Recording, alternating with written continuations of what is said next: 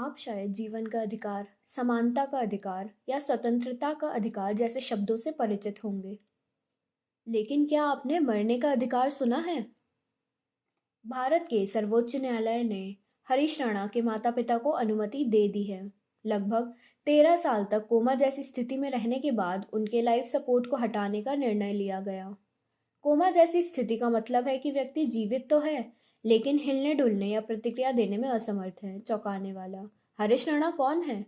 हरीश राणा, जिसकी उम्र अब 32 वर्ष है, कभी चंडीगढ़ के पंजाब विश्वविद्यालय में इंजीनियरिंग के छात्र थे। अगस्त 2013 में जब वह लगभग 19 वर्ष का था, वह उस इमारत की चौथी मंजिल से गिर गया जहां पर वह एक पेइंग गेस्ट के रूप में रह रहा था। गिरने से उसके सिर पर गंभीर चोटें आईं और वह बेहोश हो गया।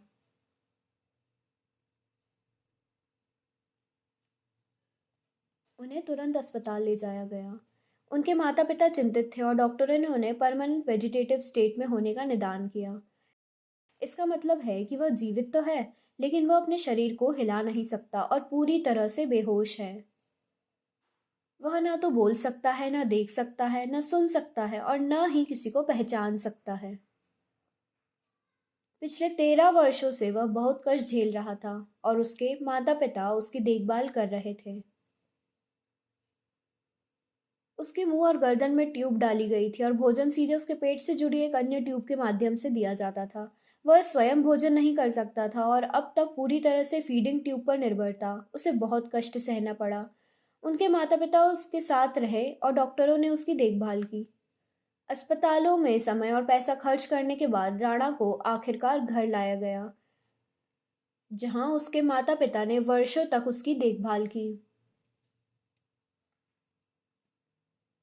खबरों के मुताबिक उन्होंने दिल्ली में अपना घर इसलिए बेच दिया क्योंकि आसपास कोई अस्पताल नहीं थे और खर्चों का प्रबंधन करना मुश्किल हो रहा था।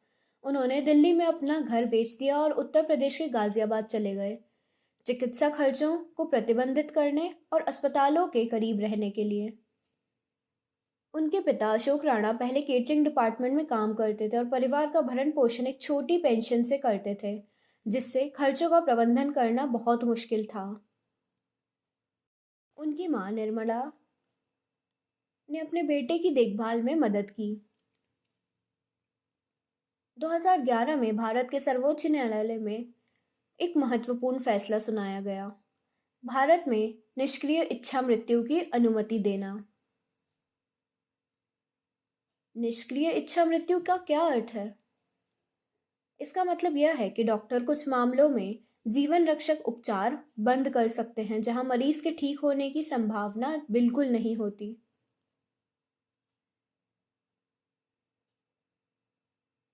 इच्छा मृत्यु का एक अन्य प्रकार सक्रिय इच्छा मृत्यु है। सक्रिय इच्छा मृत्यु का अर्थ है कि किसी मरीज को घातक इंजेक्शन देकर जानबूझकर उसकी जान लेना।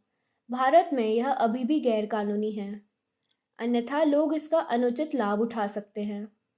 निष्क्रिय इच्छा मृत्यु का अर्थ है कि डॉक्टर जीवन रक्षक उपचार को तब तक रोक सकते हैं जब रोगी के ठीक होने की कोई संभावना न हो। 2018 में अदालत ने लिविंग विल की अवधारणा भी पेश की। सामान्य तौर पर वसीयत का अर्थ होता है कि किसी व्यक्ति की मृत्यु के बाद उसकी संपत्ति किस प्रकार हस्तांतरित की जाएगी। लिविंग विल एक ऐसी प्रक्रिया है जिसमें कोई व्यक्ति पहले से ही यह बात बता सकता है यदि वह लाइलाज बीमारी से ग्रसित हो जाता है तो वह मशीनों के सहारे जीवित नहीं रहना चाहता है।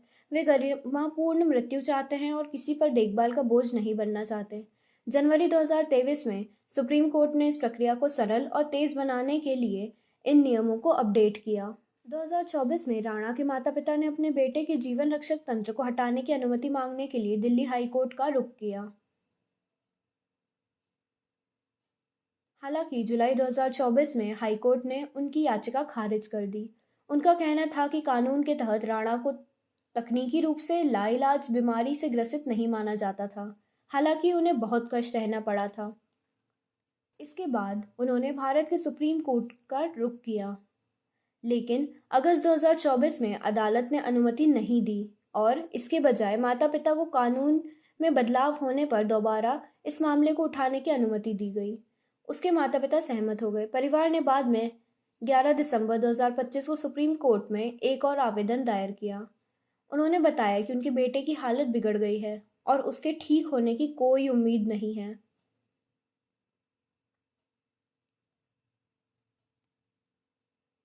18 दिसंबर 2025 को सुप्रीम कोर्ट को प्राथमिक चिकित्सा बोर्ड से एक रिपोर्ट प्राप्त हुई जिसमें राणा की हालत को दयनीय बताया गया था।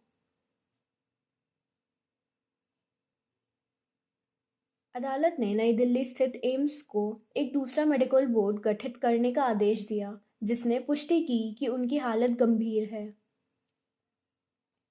13 जनवरी 2026 को एम्स मेडिकल बोर्ड ने राणा के माता-पिता और भाई से व्यक्तिगत रूप से मुलाकात की, जिन्होंने जीवन रक्षक प्रणाली को हटाने पर सहमति जताई। इसलिए मंजूरी के बाद सुप्रीम कोर्ट के न्यायाधीशों ने अनुमति दी कि भोजन नली जैसे जीवन रक्षक उपकरणों को हटा देना, जिससे उसकी स्वाभाविक मृत्यु हो सके। अंततः 11 मार्च 2026 को सर्वोच्च न्यायालय ने अपना अंतिम फैसला सुनाया। जस्टिस जेबी पर्डीवाला भावुक हो गए और उन्होंने माता पिता से कहा, आप अपने बेटे को लेकर हार नहीं मान रहे हैं। आप अपने बेटे से बहुत प्यार करते हैं और अब आप उसे गरिमापूर्ण जीवन जीने की अनुमति दे रहे हैं। यह आपके निस्वार्थ प्रेम और समर्पण की गहराई को दर्शाता है। अदालत ने यह भी कहा कि हरीश राणा को एम्स के देखभाल केंद्र में स्थानांतरित किया जाएगा, जहां डॉक्टर सावधानीपूर्वक जीवन रक्षक प्रणाली को हटाने की प्रक्रिया को अंजाम देंगे। सोशल मीडिया पर एक वीडियो वायरल हुआ जिसमें हरीश राणा के माता-पिता को उनका आखिरी जन्मदिन मनाते हुए देखा गया। उन्होंने 13 साल तक कष्ट सहा। भारत के सुप्रीम कोर्ट ने दुर्लभ मामलों में निष्क्रिय इच्छा मृत्यु की अनुमति दी है।